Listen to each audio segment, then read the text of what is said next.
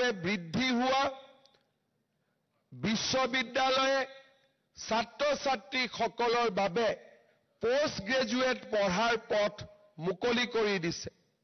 যোৱা সৌখিদিনাখন আমি অসমত নতুনকৈ 7খন বিশ্ববিদ্যালয়ৰ কাম আৰম্ভ কৰিছো।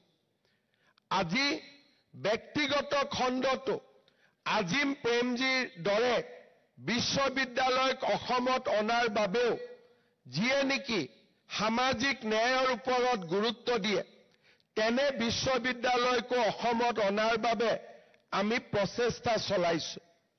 কেন্দ্ৰীয় চৰকাৰৰ প্ৰতিখন ৰাষ্ট্ৰীয় প্ৰতিষ্ঠান এইমছৰ পৰা IIT-লৈকে নেশ্যনেল ফৰেনচিক ইউনিভাৰ্চিটিৰ পৰা ইণ্ডিয়ান ইনষ্টিটিউট অফ মাইন্সলৈকে সৈনিক স্কুলৰ পৰা নবোদয় বিদ্যালয়লৈকে কেন্দ্ৰীয় বিদ্যালয়ৰ পৰা আদৰ্শ বিদ্যালয়লৈকে যোৱা এটা দশকত অসমৰ শিক্ষা খণ্ডৰ আমি ব্যাপক সম্প্ৰসাৰণ কৰিব পাৰিছো, যাতে পোষ্ট গ্ৰেজুৱেট পঢ়াৰ বা মেডিকেলত পঢ়াৰ, ইঞ্জিনিয়াৰিঙত পঢ়াৰ, মেনেজমেণ্টত পঢ়াৰ আকাংক্ষা থকা ছাত্ৰ-ছাত্ৰীসকলে শিক্ষাৰ সীমাবদ্ধতাৰ বাবে, সুবিধাৰ সীমাবদ্ধতাৰ বাবে নিজক বঞ্চিত অনুভৱ কৰিব নালাগে। আজি আমি আমাৰ উচ্চ শিক্ষাৰ গতি আমি ইমানেই তীব্ৰতৰ কৰিছো যে আজি অসম ভাৰতৰ ভিতৰতে ডেন্সিটি অফ ইউনিভাৰ্চিটি আৰু ডেন্সিটি অফ মেডিকেল কলেজেছ আমি প্ৰথম 10খন ৰাজ্যৰ ভিতৰলৈ আহিবলৈ সক্ষম হৈছো। আমাৰ ৰাজ্যত এইবাৰ ইণ্ডাষ্ট্ৰী 4.0 আৰু সম্পূৰ্ণ নতুন শিক্ষাদানেৰে আমাৰ ছাত্ৰ-ছাত্ৰীক আধুনিক শিক্ষাৰে সুসজ্জিত কৰাৰ বাবে ৰাজ্য চৰকাৰে কনকলতা বিশ্ববিদ্যালয়ৰ বাবে আগবাঢ়িছে, যি ভাৰতৰ ভিতৰতে এখন অনন্য বিশ্ববিদ্যালয় হ'ব, য'ত নেকি ছাত্ৰ-ছাত্ৰীসকলে artificial intelligence, machine learning, augmented reality এই ধৰণৰ নতুন পাঠ্যক্ৰমৰ ওপৰত শিক্ষাদান কৰিবলৈ সক্ষম হ'ব। আমাৰ ৰাজ্যত আজিৰ পৰা কেইটামান দিন আগলৈকে আমি যি কল্পনা কৰিব পৰা নাছিলো তাক আজি আমি বাস্তৱত ৰূপায়িত হোৱা দেখা পাইছো। 14খন মেডিকেল কলেজ আজি 25খন মেডিকেল কলেজ হোৱাৰ বাবে আগবাঢ়িছে। আমাৰ ৰাজ্যত বিশ্ববিদ্যালয়ৰ সংখ্যা 25ৰ দেওনা পাৰ কৰিছে।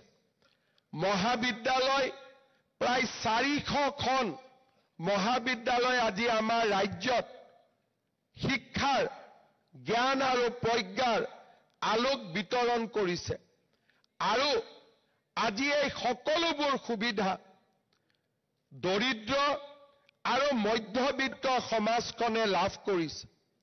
আজি আমাৰ ৰাজ্যত দৰিদ্ৰ আৰু মধ্যবিত্ত পৰিয়ালসকলৰ বাবে আমি শিক্ষা গ্ৰহণত যাতে অৰ্থনৈতিক সম্পদ বাধাৰ সৃষ্টি কৰিব নোৱাৰে তাৰ বাবে আমি এখন ডাঙৰ প্ৰাচীৰ আমি নিৰ্মাণ কৰিছো। মই ভাবো এই আঁচনিবিলাকৰ লগত আজি আমি আৰম্ভ কৰিব পৰা নিযুত মইনা আঁচনিখনে আমাৰ ছাত্ৰীসকলৰ বাবে সম্ভাৱনাৰ এখন ডাঙৰ দুৱাৰ মুকলি কৰি দিব। মই আৰু এটা দিশৰ প্ৰতি দৃষ্টি আকৰ্ষণ কৰিব খুজিছো। আমি যিখন সমাজ দেখা পাওঁ সেইখন সমাজ কিমান ধৰণে সমাজৰ প্ৰকৃত তথ্য আমাক দিব পাৰে তাৰ ওপৰত মোৰ নিজৰে প্ৰশ্ন চিহ্ন আছে। আমি বহুত দিনলৈ অনুভৱ কৰিব পৰা নাছিলো যে আমাৰ অসমতে 12 বছৰৰ ছোৱালীয়েও মাতৃত্বৰ বোজা গ্ৰহণ কৰিবলগীয়া হয়।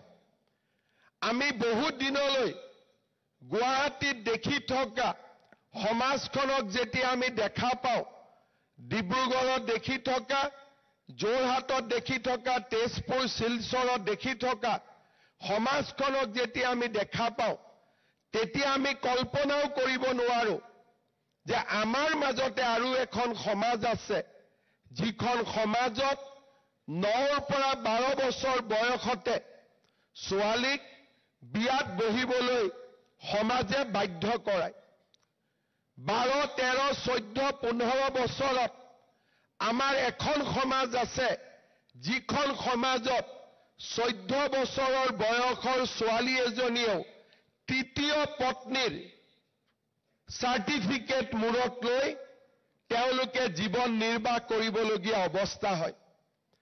আৰু ইয়াৰ স্বাভাৱিক পৰিণতি হৈছে যে তেওঁলোকক প্ৰথম পৰিয়ালে কলেজ আৰু স্কুলত যোৱা বন্ধ কৰে, আৰু কলেজ আৰু স্কুলত যোৱা বন্ধ কৰাৰ 4 মাহৰ পিছত তেওঁলোকক বিয়াত বহিবলৈ বাধ্য কৰোৱা হয়, আৰু পৰৱৰ্তী সময়ত মাতৃত্বৰ বোজা গ্ৰহণ কৰিবলৈ তেওঁলোকক বাধ্য কৰোৱা হয়। আমি যেতিয়া তেনেকুৱা অঞ্চললৈ যাওঁ, 22 বছৰৰ ছোৱালী এজনীয়ে কোলাত 4টাকৈ সন্তান লোৱা প্ৰতিচ্ছবি, আৰু বিশ্ববিদ্যালয় কটন কলেজত 22 বছৰীয়া ছোৱালীয়ে পোষ্ট গ্ৰেজুৱেট ক্লাছত ক্লাছ কৰিবলৈ অহা প্ৰতিচ্ছবি, এফালে হাঁহি আৰু আনন্দ আৰু আনফালে দুখ আৰু বেদনা, দুখন বিচিত্ৰ, দুখন বৈচিত্ৰ্য আৰু দুখন পাৰ্থক্য ভৰা সমাজ আমাৰ সন্মুখত আহি থিয় দিয়ে। আমি যিসকলে ষ্টেটাছক ভাল পাওঁ, যিসকলে স্থিতাৱস্থাক ভাল পাওঁ, তেওঁলোকে সমাজৰ এই প্ৰশ্নবিলাকক প্ৰশ্ন হিচাপে সুধিবলৈ ভয় কৰিছিল। আৰু সেয়েহে স্বাধীনতাৰ 75 বছৰ পিছতো কোনো এখন চৰকাৰ, কোনো এজন সামাজিক অনুষ্ঠানে প্ৰশ্ন কৰা নাছিল যে ধুবুৰী, মানকাছাৰ, চাউথ চালমাৰা, বৰপেটা, দৰং, মৰিগাঁও, নগাঁৱত বা অসমৰ চাহ বাগিচাসমূহত কিয় বাল্য বিবাহ আৰু টিনেজ প্ৰেগনেন্সিৰ সংখ্যা অভূতপূৰ্বভাৱে বৃদ্ধি হৈছে। আমি সমাজত বহুত কথা আলোচনা কৰোঁ। কোনোবাই যদি কথা কওঁতে কাৰোবাৰ যদি অসমীয়া চিঠি এখন যদি কেতিয়াবা ভুলতে বৰাক উপত্যকাত যায়, আৰু বৰাক উপত্যকাৰ বাবে প্ৰস্তুত কৰা বঙালী ভাষাৰ চিঠি এখন যদি আমাৰ ঘৰলৈ আহে, একেদিনাই আমাৰ সংবাদ মাধ্যম, সমাজ চিন্তিত হৈ পৰে। কিন্তু সেইখন সমাজ চিন্তিত হৈ নপৰে যেতিয়া 12 বছৰত এজনী ছোৱালী বিবাহত বহিবলৈ বাধ্য কৰোৱা হয়। সেইখন সমাজে চিন্তা নকৰে যেতিয়া 15-16 বছৰত আমাৰ ছোৱালী প্ৰথমটো দ্বিতীয়টো সন্তানৰ মাতৃ হয়, আৰু 22 বছৰ বয়সত কোলাত 4টাকৈ সন্তান লৈ আমাৰ ছোৱালীয়ে নিজৰ জীৱন আগুৱাই যাবৰ বাবে সংগ্ৰাম কৰে। আমাৰ সমাজৰ দুখ আৰু সমাজৰ বেদনা যেতিয়া প্ৰকৃত স্থানত গৈ যোগ হ'ব, তেতিয়াই সমাজে উত্তৰণৰ দিশত আগবাঢ়িব। আমাৰ নিযুত মইনা আঁচনি, সেইখন সমাজৰ বিৰুদ্ধে আমি গ্ৰহণ কৰা এখন আমাৰ প্ৰতিবাদৰ আঁচনি, যে ছোৱালীক আপোনালোকে যদি পঢ়ুৱাব নোৱাৰে, তেতিয়াহ'লে ছোৱালীক জন্ম দিয়াৰ আগতে বা সন্তানক জন্ম দিয়াৰ আগতে আমি 3 বাৰ চিন্তা কৰিম। মোৰ যদি পৰিয়ালৰ আৰ্থিক ব্যৱস্থাই দুটাতকৈ সন্তানক পঢ়াবৰ বাবে স্বীকৃতি নিদিয়ে, তেতিয়াহ'লে তৃতীয়টো সন্তান জন্ম দিয়াৰ নৈতিক অধিকাৰ মোৰ আছেনে নাই? এই প্ৰশ্নবিলাক সমাজে কৰিবলৈ আৰম্ভ কৰিব লাগিব। যোৱা 4টা বছৰে চাইল্ড মেৰেজ অৰ্থাৎ শিশুক বিবাহৰ বাবে বাধ্য কৰোৱা 12,000 ব্যক্তিক আমাৰ চৰকাৰখনে কাৰাগাৰলৈ প্ৰক্ষেপ কৰিছে। আৰু আজি আমি গৌৰৱান্বিত যে আমাৰ ৰাজ্যৰ আদালতে তেনেকুৱা বহু কেইজনক যাৱজ্জীৱন কাৰাগাৰৰো নিৰ্দেশ দিছে। আজি আমি ৰাজ্যত বাল্য বিবাহৰ বিৰুদ্ধে এটা বিশাল প্ৰতিৰোধৰ জাল এখন আমি নিৰ্মাণ কৰিছো। আজি পিছপৰা গাঁৱত গলেও প্ৰত্যেকজন দেউতাক মাকে এজনী সৰু ছোৱালীক বিয়া দিয়াৰ আগতে এবাৰৰ বাবেও চিন্তা কৰে যে দিছপুৰত এখন চৰকাৰ আছে আৰু মোৰ এই খবৰটো যদি চৰকাৰখনে পায়, সেই চৰকাৰখনে ভোটৰ বাবে চিন্তা নকৰে মই জেলত যাব লাগিব। এই চৰকাৰখনৰ কল্পনা আজি ৰাজ্যৰ চাৰিওফালে আমি প্ৰেৰণ কৰিব পাৰিছো। আৰু যিসকলে দেউতাক মাকে সঁচা অৰ্থত ছোৱালীক পঢ়াব বিচাৰে, কিন্তু আৰ্থিক সকাহৰ বাবে আৰ্থিক সমস্যাৰ বাবে পঢ়ুৱাব পৰা নাই, তেওঁলোকৰ বাবে এই নিযুত মইনা আঁচনি এক প্ৰেৰণাৰ প্ৰতীকৰূপে থিয় দিছে। আজিৰ আমাৰ সমগ্ৰ অসমৰ সমবেত হোৱা ছাত্ৰীসকলক মই এটাই অনুৰোধ কৰিম যে আমাৰ বাবে সম্ভাৱনাৰ প্ৰতিখন দুৱাৰ আজি মুকলি হৈছে। মই আজি অসমৰ এগৰাকী নাগৰিক হিচাপে গৌৰৱ কৰোঁ যে মোৰ ৰাজ্য এনেকুৱা এখন ৰাজ্য, যিখন ৰাজ্যত চৰকাৰী চাকৰিৰ বাবে আমি কাৰো ওচৰত হাত পাতিব নালাগে। কলমে মোক চাকৰি দিয়ে, টকাই মোক চাকৰি নিদিয়ে। তেনে এখন সমাজ যোৱা 3.5 বছৰত আমি নিৰ্মাণ কৰিছো। চৰকাৰী চাকৰিৰ পৰৱৰ্তী পদক্ষেপ হিচাপে হাজাৰ বাধা, হাজাৰ সমালোচনাকো অতিক্ৰম কৰি আমি অসমত উদ্যোগীকৰণৰ এটা বাতাবৰণ নিৰ্মাণ কৰিব খুজিছো, যাতে প্ৰতিজন ছাত্ৰ ছাত্ৰীয়ে আমাৰ ৰাজ্যখনতে নিয়োগৰ সুবিধা পাব পাৰে, পিতৃ মাতৃৰ অযুত সপোন বাস্তৱত ৰূপায়ণ কৰিব পাৰে। চৰকাৰী চাকৰি, ব্যক্তিগত সংস্থান, উদ্যোগ প্ৰতিষ্ঠানত কৰ্মসংস্থাপন, আমি বিশ্বাস কৰোঁ যে অনাগত 5টা বছৰত অসমৰ এই পৰিৱেশ যদি অক্ষুণ্ণ থাকে, আমাৰ ৰাজ্যখন ইণ্ডিয়াৰ, ভাৰতৰ ইণ্ডাষ্ট্ৰীৰ বা ঔদ্যোগিক বিপ্লৱৰ এটা নতুন পৃষ্ঠভূমিত পৰিণত হ'ব। সমান্তৰালভাৱে ৰাজ্যৰ যিসকল যুৱক যুৱতীয়ে চৰকাৰী চাকৰি বা কৰ্মসংস্থাপনৰ বিপৰীতে নিজে উদ্যমিতাক জীৱনৰ মন্ত্ৰ হিচাপে লৈ আন 10জনক কৰ্মসংস্থাপন দিব বিচাৰে, তেনেকুৱা ছাত্ৰ ছাত্ৰীৰ বাবে ষ্টাৰ্টআপ ইনকিউবেশ্যন আৰু সমান্তৰালভাৱে মুখ্যমন্ত্ৰীৰ আত্মনিৰ্ভৰ আঁচনি, প্ৰধানমন্ত্ৰীৰ মুদ্ৰা আঁচনি আদি বিশাল স্বাৱলম্বিতাৰ বাবে বিশাল আঁচনিৰ সৃষ্টি কৰি আমি অসমৰ যুৱক যুৱতীৰ মাজত এক আশাৰ সঞ্চাৰ, প্ৰাণৰ সঞ্চাৰ আমি কৰিব বিচাৰিছো। 5 বছৰ আগৰ অসম, 10 বছৰ আগৰ অসম আৰু আজিৰ অসম, আজি আমি আত্মনিৰ্ভৰশীলতাৰ পথত আগবাঢ়িছো। আজিৰ অসম এখন আত্মবিশ্বাসী অসম। আন্দোলন, ধৰ্ণা, ধৰ্মঘটৰ বিপৰীতে আজি আমি এছপাৰেশ্যনেল অসম। আমাৰ ছাত্ৰ ছাত্ৰী, যুৱক যুৱতীয়ে আজি এক আকাংক্ষিত, আকাংক্ষাৰে ভৰা ৰাজ্য নিৰ্মাণৰ বাবে আগবাঢ়িছে। সমাজৰ দায়িত্ব আমাৰ যুৱ প্ৰজন্মক যাতে তেওঁলোকে সদায় ইতিবাচক দৃষ্টিভংগীৰে আগুৱাই যাব পাৰে, তেওঁলোকক প্ৰেৰণা যোগোৱা, তেওঁলোকক অসীম সাহস যোগোৱা।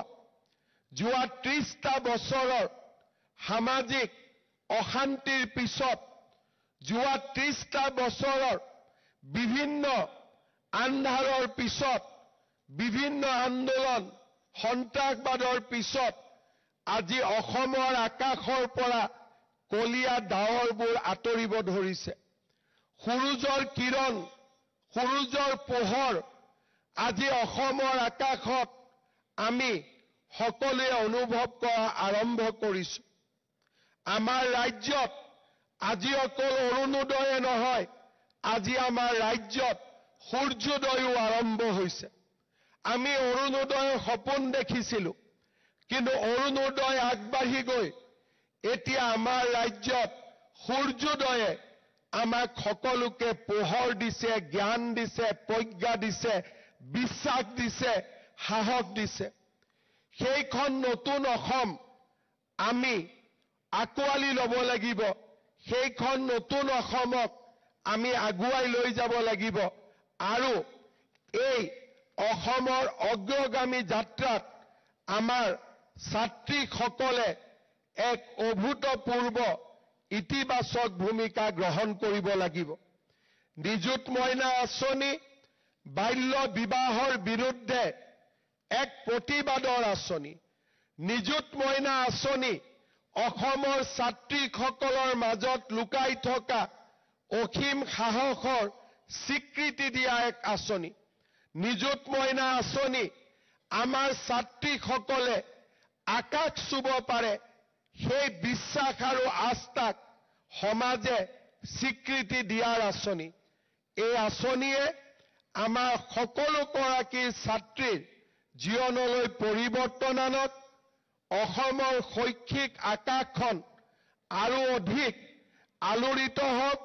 জ্ঞান আৰু প্ৰজ্ঞাৰে আমি এক নৱজাগৰণৰ সৃষ্টি কৰোঁ, তেনে এক আশাৰে মই আজি এই নিযুত মইনা আঁচনিৰ শুভ আৰম্ভণিৰ দিনা সকলোকে অভিনন্দন জনাইছো।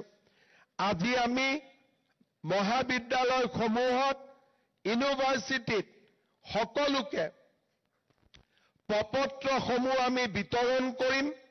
মই আশা কৰিম যে 5 ছেপ্টেম্বৰৰ ভিতৰত দৰ্পণ আৰু সমৰ্থ পৰ্টেলত শিক্ষাগুৰুসকলে এই আবেদনসমূহ আপলোড কৰি দিব, যাতে আমি অক্টোবৰ মাহৰ প্ৰথম সপ্তাহৰ পৰা নিৰবিচ্ছিন্নভাৱে নিযুত মইনা আঁচনি ছাত্ৰীসকলক দি যাব পাৰোঁ। মোৰ শিক্ষা প্ৰতিষ্ঠানৰ অধ্যাপকসকললৈ অনুৰোধ, আপোনালোকে যেন ৰাজ্য চৰকাৰক এই দিশত সহযোগিতা কৰে। এগৰাকী ছাত্ৰীও যাতে বাদ পৰি নাযায়। সকলোৰে বেংক একাউণ্ট, সকলোৰে eKYC, এই সকলোবোৰ যাতে সুন্দৰভাৱে হয়, তাৰ বাবে আপোনালোকে ছাত্ৰীসকলক প্ৰেৰণা যোগাব। আৰু নিযুত মইনা আঁচনিয়ে যাতে প্ৰতিগৰাকী ছাত্ৰীকে আনন্দিত কৰে, অনুপ্ৰাণিত কৰে আৰু জীৱন যুদ্ধত জয়ী হ'বলৈ সহায় কৰে, তাকে কামনা কৰি পুনৰ এবাৰ অসমৰ সকলো ছাত্ৰীকে আজিৰ দিনটোত অভিনন্দন জনাই মই মোৰ বক্তব্যৰ সামৰণি মাৰিছো। ধন্যবাদ। জয় হিন্দ, বন্দে মাতৰম।